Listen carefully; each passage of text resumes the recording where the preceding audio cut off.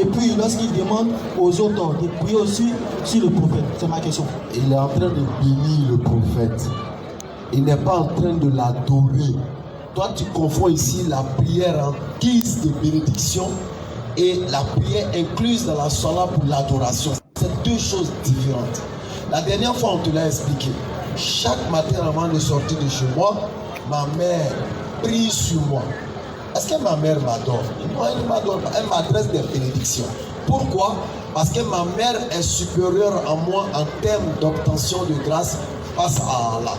Elle est importante. Sa place dans ma vie est capitale. Donc, elle prie sur moi.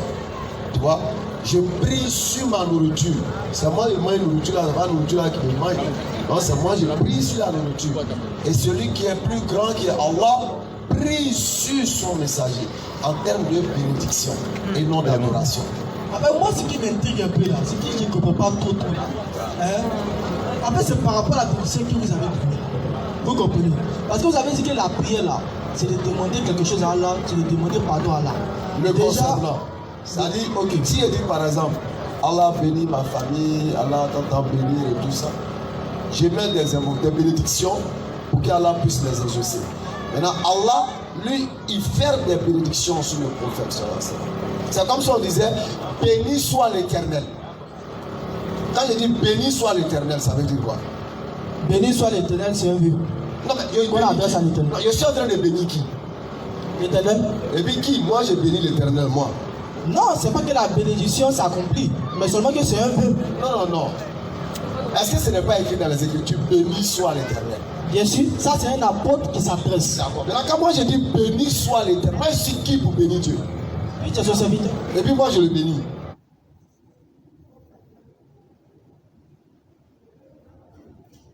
Non, c'est pas que la bénédiction est ta bénédiction, mais c'est une façon de l'honorer. Donc ici, la bénédiction a un autre sens. N'est-ce pas? C'est la même chose au fait.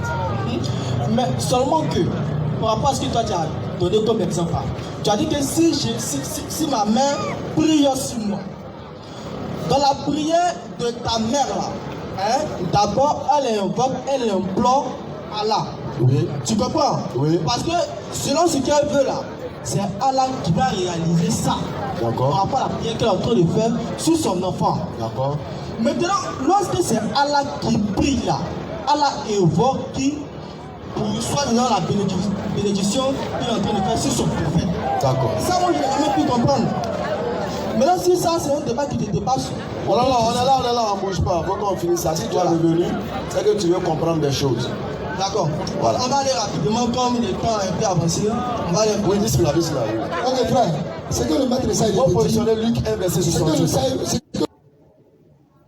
C'est que le mot prière ici, là, ça se définit selon le contexte dans lequel il se trouve. Il y a des endroits quand on dit prière, ça veut dire prière. Il y a des endroits quand on dit prière, ça veut dire bénédiction. Et je veux que, comme tu ne comprends pas l'arabe, mais je veux que tu prêtes un peu l'oreille. Tu vas entendre le même son dans deux différents versets et tu vas voir l'interprétation n'est pas même. Vas-y, frère. Surah 33, verset 56 là. Écoute, je sais que tu ne comprends pas l'arabe, mais tu vas comprendre. أعوذ بالله من الشيطان الرجيم إن الله وملائكته يصلون على النبي. Tu as entendu Yusalluna ala Nabi. On dit Allah et ses anges prient sur le prophète. C'est ce qui te fatigue. Tu as entendu le mot Yusalluna. Vas-y, l'autre verset. عليهم صلوات من ربهم ورحمة. Merci. Tu as entendu là encore on dit salawatu. Yusalluna salawatu. Si tu ne comprends pas l'arabe, mais c'est le même mot. Mais ici, c'est pour te dire quoi? Là, on dit Allah et ses anges sont en train de bénir. On dit Allah bénit ceux-là même qui ont fait la volonté de Dieu. Tu comprends un peu? Donc quand le maître dit ici, prier dans ce contexte avait dit bénédiction. Attends, tout le monde doit adorer Dieu. Tout le monde prie qui? C'est Dieu on prie. Mais Dieu va prier qui encore? Dieu ne peut pas prier quelqu'un d'autre. Donc ici, la prière que Dieu adresse à sa créature, qui est Mohammed, est une bénédiction vis-à-vis de sa personne. Et non une prière. Alors, maintenant moi je veux savoir, est-ce que toute la Bible est la parole de Dieu? Toute la Bible? Non. Ce n'est pas toutes les paroles de Dieu qui sont écrites dans la Bible. Il a dit ça de façon orale. Voilà. Donc toute la Bible n'est pas une révélation de Dieu. Non, il parle de Dieu. Je répète. Est-ce que tout ce qui est écrit dans la Bible, est-ce que c'est des paroles de Dieu? Qui est écrit dans la Bible? Je te donne un exemple. C'est comme si Dieu parle et puis sa secrétaire est en train d'écrire. C'est ce que je comprends. Voilà. Est-ce que c'est des paroles de Dieu? Mais bien sûr. Ok. Marc 11, verset 9. Ceux qui précédaient. Écoute. Et ceux qui suivaient Jésus. Donc Jésus dit, Dieu est en train de dire à sa secrétaire, ceux qui précédaient et ceux qui suivent Jésus criaient. Hosanna. C'est Dieu qui parle, hein? Hosanna. Béni soit celui qui vient au nom donc du Dieu Seigneur. dit, béni soit celui qui vient au nom du Seigneur. Dieu est en train de bénir qui? Au nom de quel Seigneur? Question. Dieu est en train de bénir qui? Au nom de quel Seigneur? Vous pouvez répondre le verset, il y a bien ça. La partie alors béni soit. Alors ceux qui précédaient, ceux qui suivaient criaient derrière Jésus. Hosanna. Béni soit celui qui vient. Dieu dit, parce que tu as dit c'est comme Dieu parle et puis sa secrétaire écrit. Donc Dieu dit, béni soit celui qui vient au nom du Seigneur.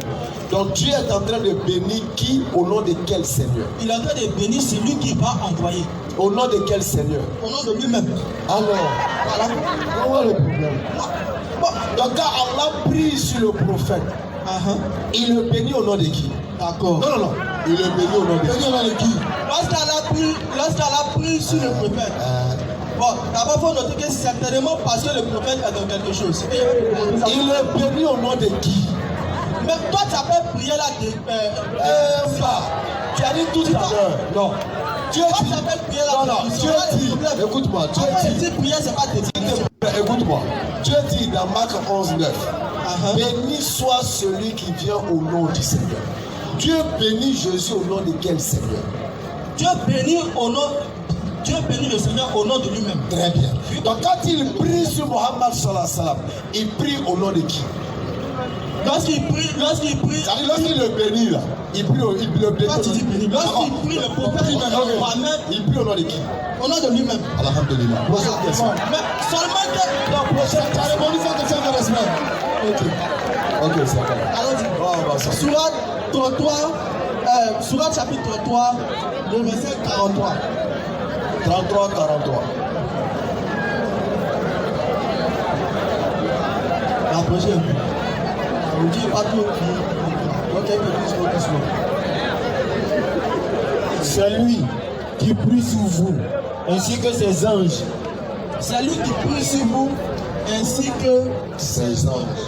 Je voulais savoir, c'est juste pour m'éclairer, hein. Je ne suis pas trop dire pour essayer. D'accord, c'est la même chose au fait. Rapidement, c'est la même chose que ce que tu viens de dire. Ici, là, c'est s'adresser à qui? C'est lui qui prie sur vous, là, c'est qui? Il s'agit d'Allah et ses anges qui prient sur nous les hommes. C'est-à-dire chaque jour là. Les hommes, les musulmans. Nous tous, nous les hommes. Dieu, Allah et ses anges adressent des bénédictions pour nous les croyants. Chaque jour. L'application là. Non, c'est ce qu'il est verset dit. C'est la même chose que tu as vu tout à l'heure pour le prophète sur la salle. Ok.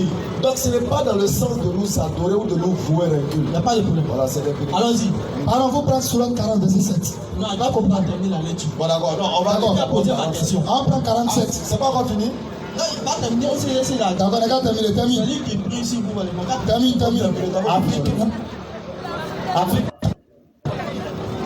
Voilà, afin qu'il vous fasse sortir. Afin qu'il vous fasse sortir des ténèbres à la lumière. Et il est miséricordieux envers vous. Afin qu'il vous fasse sortir des ténèbres à la lumière. J'ai demandé la définition des ténèbres.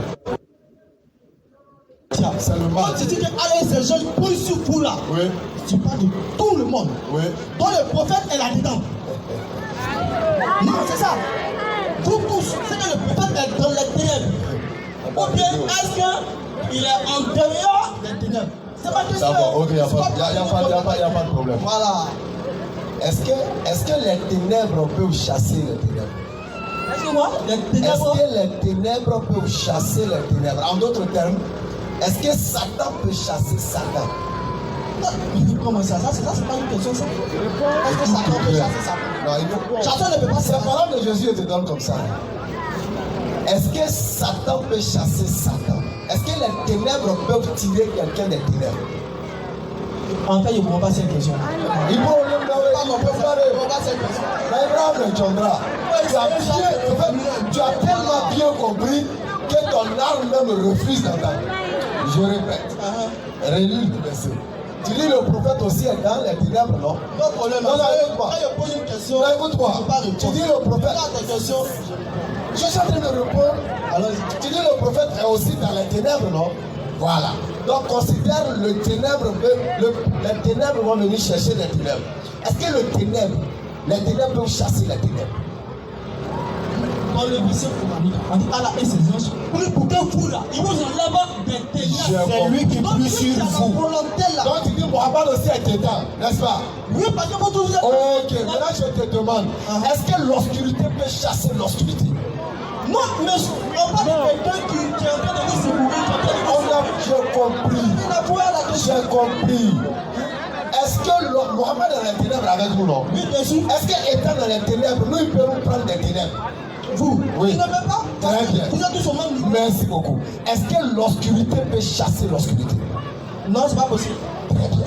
Donc si l'obscurité ne peut pas chasser l'obscurité, comment tu peux mettre le prophète dans l'obscurité alors qu'il a été envoyé sur Acte 5, verset 15 à 16? Alors, en même temps, il a qu'à me préparer sur Acte. On va lire tout ce que tu veux, on va verset 18 tout ce que tu veux, on va lire tout doucement.